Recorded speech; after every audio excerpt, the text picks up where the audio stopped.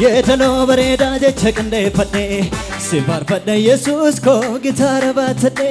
Kan kee maaliif narratti afaa ba'u Galanni fuquba sifaa ta'u Yetalo bareda jecha kande fadhe Sivar fadhe Yesus ko gitara baatadhe Kan kee maaliif narratti afaa ba'u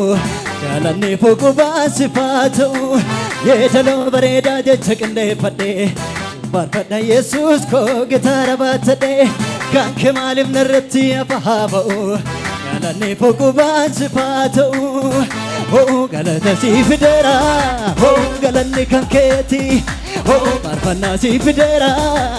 faarfannaan kan keeti Ilillee siif fideera ilillee kan keeti Galata siif fideera galanni kan keeti Faarfannaa siif fideera faarfannaan kan keeti Galata siif fideera galanni kan keeti Yeedaloo bareedaa jecha qindeeffadhe si faarfadha Yesuus ko gitara baatadhe Kan kee maaliif narratti afaa ba'u Galanni fuquba sifaa ta'u Yeedaloo bareedaa jecha qindeeffadhe si faarfadha Yesuus ko gitara baatadhe Kan kee maaliif narratti afaa ba'u Galanni fuquba sifaa ta'u Yeedaloo bareedaa jecha qindeeffadhe si faarfadha Yesuus ko gitara baatadhe Kan kee maaliif narratti afaa ba'u Galanni fuquba sifaa ta'u Galanni kan keeti galanni kan keeti Galata siif fideera galanni kan keeti Faarfannaa siif fideera faarfannaa kan keeti Ilillee siif fideera ilillee kan keeti Galata siif fideera galanni kan keeti Faarfannaa siif fideera faarfannaa kan keeti Ilillee siif fideera ilillee kan keeti Gooftichaaf galata keessan ilillee keessa Himalaaf warri jettan ammayyuu Yesuus beek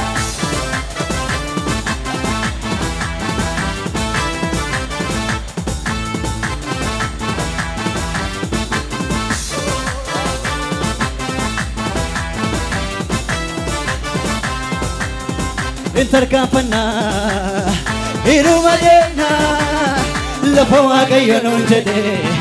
inuma keenya Intarkaanfannaa inuma deemna lafa Waaqayyo nuun jedhe inuma keenya Intarkaanfannaa inuma deemna lafa Waaqayyo nuun jedhe inuma keenya Intarkaanfannaa inuma deemna lafa Waaqayyo nuun jedhe inuma keenya dabali inuma keenya inuma keenya inuma keenya Intarkaanfannaa inuma deemna lafa Waaqayyo nuun jedhe inuma keenya Intarkaanfannaa inuma deemna lafa Waaqayyo nuun jedhe inuma keenya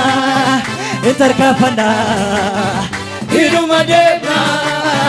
lafa Waaqayyo nuun jedhe inuma keenya